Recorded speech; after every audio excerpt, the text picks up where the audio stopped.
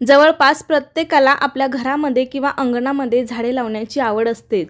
त्यामुळे बरेच जण आपल्या घरामध्ये किंवा आपल्या अंगणामध्ये बऱ्याच प्रकारची झाडं लावत असतात। मग त्यामध्ये काही झाडं अशी असतात की ती फक्त आपल्या घराची शोभाच वाढवत नाही तर आपला आनंद टिकवून ठेवतात। काही झाडांकडे पाहण्यामुळे आपलं मन प्रसन्न होतं, आपल्या दिवसाची सुरुवात चांगली होते। पण त्याचबरोबर काही अशी सुद्धा झाडं आहेत की ती आपल्या घरासाठी शुभ मानले जात नाही किंवा या झाडावरती वाईट शक्तींचा वास असतो, किंवा काही असे वृक्ष आहेत की त्या वृक्षाकडे पाहून आपली मानसिकता ढासळू शकते। त्याचबरोबर आपण जी झाडं लावतोय तर ती झाडं योग्य दिशेला लावल्याने त्याचे काय फायदे होतात आणि योग्य दिशेला न लावल्याने त्याचे काय तोटे होतात, अशी संपूर्ण माहिती आपण आजच्या व्हिडिओमध्ये पाहणार आहोत। त्यासाठी व्हिडिओ शेवटपर्यंत पहा, जास्तीत जास्त लोकांना शेअर करा आणि त्याआधी चॅनलला सबस्क्राईब करायला विसरू नका। लगेच आजच्या व्हिडिओला सुरुवात करूया। आज आपण आपल्या अंगणामध्ये किंवा आपल्या घरामध्ये आपण कोणती झाडे लावावीत किंवा कोणती झाडे लावू नयेत याबद्दल माहिती पाहणार आहोत। कारण आज खरं तर निसर्गाने दिलेल्या प्रत्येक झाडामध्ये आपापले स्वतःचे असे गुण आहेत। आयुर्वेदातही काही झाडांचं खूप मोठं महत्त्व आहे। मग त्यामध्ये काही झाडे पवित्र असतात, काही झाडांपासून आपल्याला कधीतरी नुकसान पोहोचू शकतं, त्यामुळे फक्त आपण ही माहिती पाहणार आहोत। मग त्यामध्ये सर्वात पहिलं आणि महत्त्वाचं झाड म्हणजे तुळस। ही आपल्या घरामध्ये असलीच पाहिजे। बाकी तुम्ही कोणते झाड लावा अगर लावू नका, मात्र तुळस ही आपल्या घराच्या समोर अंगणामध्ये असलीच पाहिजे। कारण तुळस ही अगदी पिढ्यानपिढ्या आपल्या अंगणामध्ये लावलं जाणारं झाड। आयुर्वेदातही अग्रस्थानी तुळशीचं झाड हे उत्तरेला लावल्यामुळे घरामध्ये बरकत येते आणि सतत जर आपल्या घरामध्ये आजाराच्या समस्या असतील तर त्यासुद्धा दूर होतात। तुमच्या अंगणामध्ये दारामध्ये तुळस असेल तर माता लक्ष्मी आपल्यावरती प्रसन्न होते, घरामध्ये टिकून राहते आणि घरात तुळस लावल्यामुळे सकारात्मक ऊर्जासुद्धा निर्माण होते। कारण तुळस ही अत्यंत पवित्र वृक्ष आहे। त्यामुळे जर रोज तुम्ही तुळशीकडे पाहून नमस्कार केला तर आपल्याला याचे फायदेच होणार आहेत। त्यामुळे तुळस आयुर्वेदिकदृष्ट्या त्यासोबतच आपल्या घरासाठी अत्यंत शुभ असते। त्यामुळे प्रत्येकानं छोटं का होईना तुळशीचं रोप हे आपल्या बाल्कनीमध्ये, अंगणामध्ये, दारापुढे तुम्हाला जिथे शक्य असेल तिथे नक्की लावा। झाडामुळे आपल्याला प्राणवायू मिळतो हे तर आपल्याला माहिती आहेच। त्यातल्या त्यात तुम्ही जर योग्य जागेला, योग्य दिशेला झाडं लावली नाही तर झाडाकडे बघून मिळणारी प्रसन्नता तुम्हाला मिळणार नाही। काही वेळेला बरीच रोपटी कोलमडून पडतात, सुकतात, जळतात, ती जगत नाहीत आणि याचा परिणाम आपल्या रोजच्या जीवनावरती नक्की होतो। तर घरामध्ये अत्यंत शुभ झाडं कोणती, तर त्यामधलं तुळस हे अत्यंत पवित्र वृक्ष आहे। त्यानंतर दुसरं म्हणजे ज्या झाडाला काटे असतात अशी झाडं आपल्याला घरामध्ये चुकूनही लावायची नाहीत। कारण काटे हे नकारात्मकतेचे प्रतीक आहेत।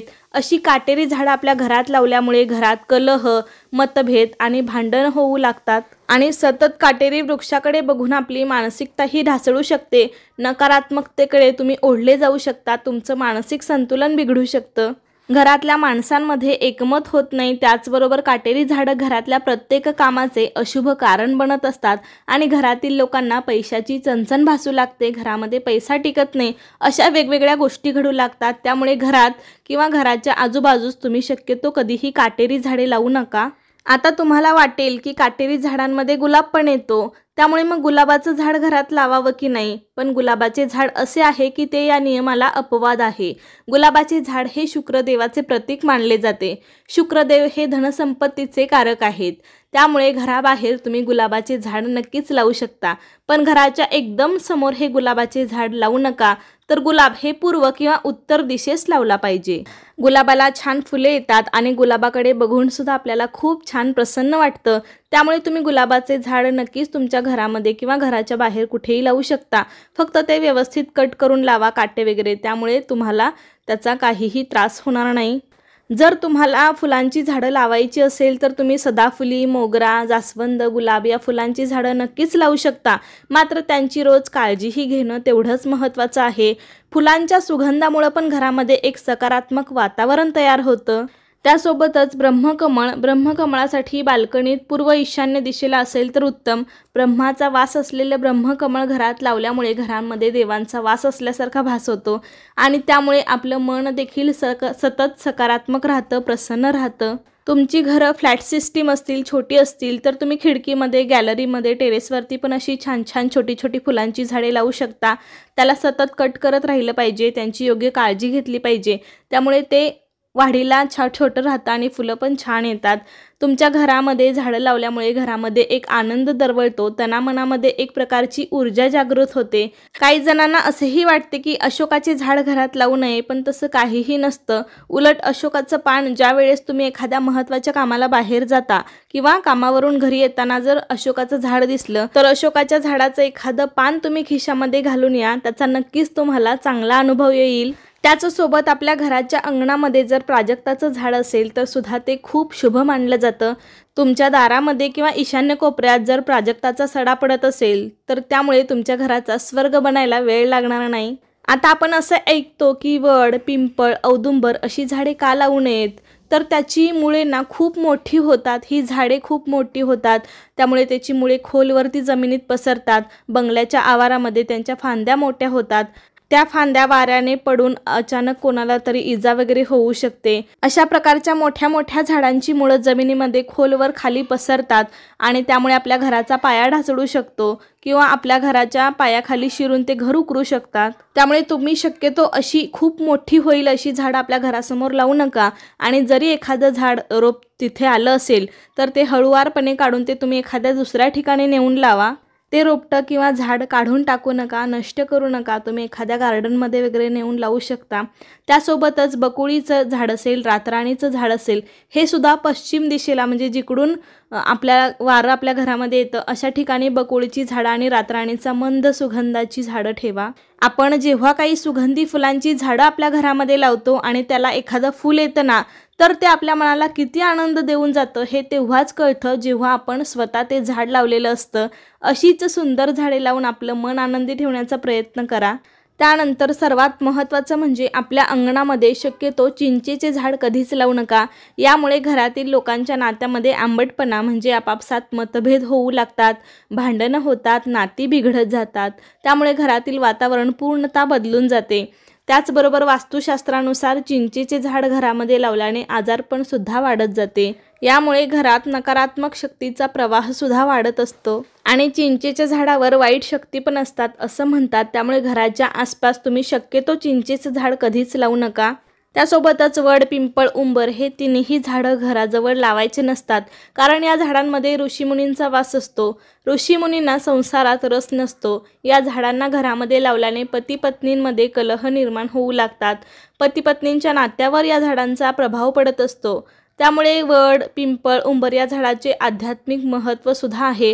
या झाडांमध्ये लक्ष्मीचा सतत वास असतो आणि पिंपळाच्या झाडाखाली पितरांचा सुद्धा वास असतो असे म्हणतात। पण अशी झाडं घरामध्ये लावून कलहाला आमंत्रण दिल्यासारखे आहे। या झाडांची सावली जर घरामध्ये पडत असेल किंवा घरावरती पडत असेल तर त्या घरामध्ये सुखशांती नष्ट होत असते। म्हणून ही तिन्ही झाडे आपल्या घराच्या समोर लावू नका किंवा घराच्या बाजूस असतील तर त्याची सावली आपल्या घरावरती पडणार नाही याची काळजी घ्यावी। त्यासोबतच धोत्र्याचं झाड सुद्धा आपल्याला आपल्या घराभोवती लावायचं नाही किंवा असेल तर ते आपल्याला काढून टाकायचं आहे। धोत्र्याचे फळ आणि फूल सुद्धा महादेवाला अत्यंत प्रिय आहे, पण ते खूप काटेरी वृक्ष आहे, त्यामुळे ते शक्यतो आपल्या घराच्या आसपास लावू नका। असेही म्हणतात की पपईचे झाड घरासमोर लावणे अशुभ मानले जाते, पण अचानक जर पपईचे झाड आपल्या घराजवळ आलं असेल तर ते लहान रोप आहे तोपर्यंतच काढून ते दुसऱ्या ठिकाणी आपण लावले पाहिजे। तुम्हाला बांबू प्लांट लावायचे असेल तर वास्तुशास्त्रानुसार उत्तर दिशेला बांबूचे झाड लावणे शुभ मानले जाते। यामुळे घरात सुखशांती राहते।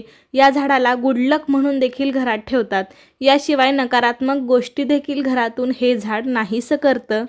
आपल्या घरामध्ये सुखसमृद्धीसाठी तुळस, मनी प्लांट, केळी, आवळा, झेंडू, शमी, हिरवे गवत, हळद, कमळ आणि पुदिना लावणे खूप शुभ मानले जाते। मेहंदी, ताड आणि कापसाची झाडे आपल्या घरामध्ये किंवा घराच्या आसपास शक्यतो लावू नयेत, कारण ती नकारात्मक ऊर्जा निर्माण करतात। काटेरी झाडे घरामध्ये तणाव निर्माण करतात। तुम्हाला घरामध्ये लावायचे असेल तर bamboo plant, areca palm, snake plant, कोरफड ही झाडे हवा शुद्ध करतात आणि घरात सकारात्मक वातावरण निर्माण करतात। आपण म्हटले आहे की काटेरी आणि विषारी झाडे आपल्या घराच्या आसपास शक्यतो लावू नका, कारण आपल्या घरातील लहान मुलांना सुद्धा ती झाडे हानी पोहोचवू शकतात। तुम्ही केळीचं झाड तुमच्या घराच्या आसपास लावू शकता, कारण केळीचे झाड हे भगवान विष्णूचे रूप मानले जाते। दररोज या झाडाची पूजा केल्यास विष्णू आणि लक्ष्मी प्रसन्न होते। त्यामुळे उत्तर दिशेला हे झाड लावणे शुभ मानले जाते। रविवारी या झाडाजवळ दिवा लावल्यास घरात सुख समृद्धी नांदते। त्यानंतर येतं बेलाचं झाड। बेलपत्र हे शिवाला अत्यंत प्रिय आहे हे आपल्या सर्वांना माहिती आहे आणि अंगणामध्ये बेलाचं झाड लावणं खरं तर खूप शुभ मानलं जातं. अत्यंत पवित्र वृक्ष आहे. बेलाची पाने शिवाला अर्पण करण्याची परंपरा आहे. बेलाच्या वृक्षावर भगवान शिव वास करतात. घराच्या उत्तर पश्चिम दिशेला बेलाचे झाड लावावे. याशिवाय उत्तर दक्षिण दिशेलाही बेलाचे झाड तुम्ही लावू शकता. मात्र त्या झाडाची योग्य प्रकारे काळजी घेणं आवश्यक आहे. आता बरीच मंडळी घरामध्ये आर्टिफिशियल झाडं पण लावतात. अर्थात काही आर्टिफिशियल झाडं असं असतात की जी खरी वाटतात. ती तुम्ही ईशान्य किंवा पूर्व कोपऱ्यामध्ये ठेवू शकता. पण त्या झाडावरती जास्त धूळ बसून देऊ नका. ती रोजच्या रोज साफ करा, स्वच्छ ठेवा. त्यामुळे त्या झाडाकडे बघून सुद्धा तुम्हाला एखादी सकारात्मक ऊर्जा मिळू शकते. त्यासोबतच आता सध्या ट्रेंड चाललाय की झाडंसुद्धा गिफ्टमध्ये दिली जातात. तर कोणते झाड गिफ्ट म्हणून द्यावे? सध्या झाडे लावा झाडे जगवा असे उपक्रम सरकारतर्फे राबवले जातात. त्यामुळे छोटं रोपटं तुम्ही गिफ्ट म्हणून देणं सुद्धा खूप छान आहे. गिफ्टमध्ये तुम्ही बांबू ट्री, अशोकाचे झाड, सुगंधित फुलाचे झाड, पाम ट्री अशा प्रकारची झाडं देऊ शकता आणि घेऊही शकता. गिफ्टमध्ये आलेल्या झाडांची लागवड तुम्ही चांगल्या पद्धतीने करू शकत नसाल तर ती तुम्ही कोणत्याही गार्डनमध्ये जाऊन लावा, जेणेकरून त्यांची लागवड योग्य पद्धतीने केली जाईल. तर अशा प्रकारे आज मी तुम्हाला झाडांबद्दल बरीच माहिती देण्याचा प्रयत्न केला आहे. कसा वाटला तुम्हाला आजचा व्हिडिओ मला नक्की सांगा. आवडला असेल तर लाईक करा, जास्तीत जास्त लोकांपर्यंत हा व्हिडिओ शेअर करा आणि असे छान व्हिडिओज पाहण्यासाठी आजच आपल्या अन्वीज मराठी कॉर्नर या चॅनलला सबस्क्राईब करा.